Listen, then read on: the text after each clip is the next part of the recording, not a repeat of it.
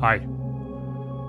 Wanted to share the process for drawing the Moth card in my upcoming Oracle deck that I'm sort of provisionally calling the Fragments deck. And you'll see that it's got some Hypersurreal imagery.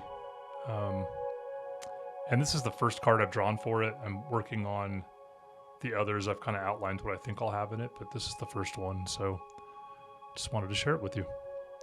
You can see here I use the grid method, and that's because I use several different references, and then I sketched out kind of what I thought they might look like as a composite, and then messed with those to make them have the proportions I wanted, and then I basically transfer my sketch to this larger surface by using the grid method. And then using a lot of references, you probably saw me really quickly pull up some images of moths there real quick, like using a lot of references to go in and figure out like what does the specific little detail look like in this image. So here I'm just filling in the body, and you can see I'm using a combination of going in with the light pencil, that's a hard charcoal pencil, and then doing some elements with the medium charcoal pencil, and then some dark, and then doing layers of blending as I go as well. And I also used an embossing tool to kind of do some areas that will remain white essentially when you go over them with the medium.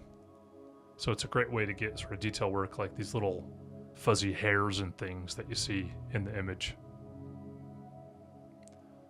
There's a lot of really cool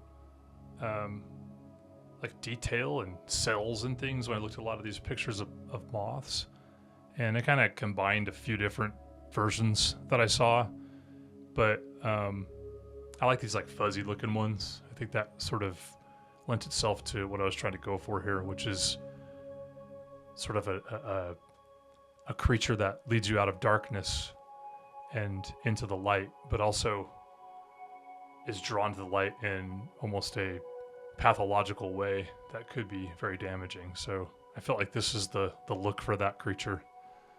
So I'm doing the top wings here, and I do one at a time, but I kind of try to make them symmetrical. So I also did sort of the outlines of what I thought they would look like. And then I spent a lot of time like counting. Okay, I put like 5 I don't know what you call these little ridge lines, 5 little ridge lines in the wings on the one side. I wanted to do that on the other side too. So kind of went back and forth here to make sure that that part was right, and then went over and did some of the blending work and details. A lot of the images I looked at had these cool little, I don't know what you call them, little, almost like the flatter kind of translucent membrane pieces in the wings. Some of them had, they looked like larger ones and smaller ones, but I just chose these sort of two almost, I don't know, like triangular shaped ones for this guy here. So that's what we saw there. A lot of times I'll go through after I've done another part of the drawing and sort of update the pieces that I did before, because maybe the shadows don't look right now, or the highlights or something, now that I have the other section there, and I want to make it all look like one cohesive piece. So I often go back and forth.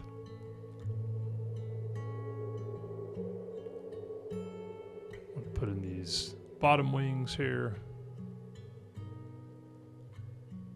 I also sometimes, I don't remember if you'll be able to see it on the time lapse here or not, but I also sometimes kind of go in and after I've done all this, like just redo the shading and highlighting, like pull out some of the highlights to make, you know, like the abdomen here, I'll try to like make it look more spherical, or I guess in this case more like a cylinder or a egg-shaped kind of thing. And starting here on the face behind this, so this is the implication that the moth is leading someone out of the darkness, and I wanted this person to look kind of, I don't know, a little bit misshapen and worse for the wearer for having been in the dark, but also the light is kind of blinding, so they've got their eyes covered, and that's a choice in the card. So you can open your eyes and see where you're going, or you can sort of blindly follow out of the light. Follow this, we'll call this a guide or an escort out of the light, or out into the light, I mean to say. So went back and forth here a lot to try to get this spherical shape of the head. You see the head's a little bit sort of almost kind of small and the hands are big.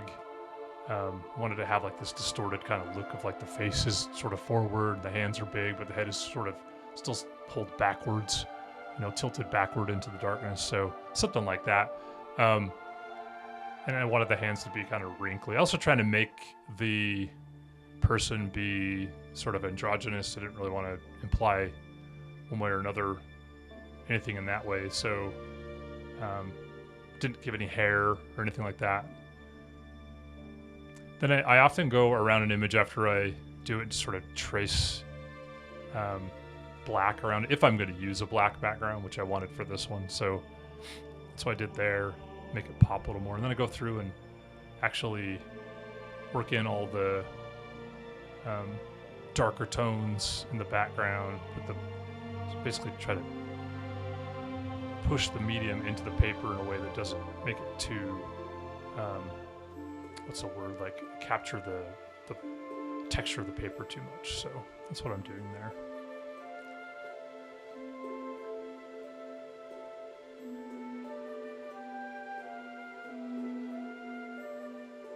And just finishing up here, doing some highlights, going over once again. I usually do that a lot, like kind of go in and do a lot more highlights and touch-up work. I think I spent literally about an hour on touch-up work. So that was it. I hope you enjoyed this one. The Fragments Oracle deck will probably be finished later this year. I'm not sure how many cards exactly yet, but I'm thinking it'll be between 15 and 20 cards, but they'll be sort of portrait instead of, they'll be landscape oriented instead of portrait oriented. So be kind of a different looking Oracle. So thanks for watching. Talk to y'all again soon. Bye.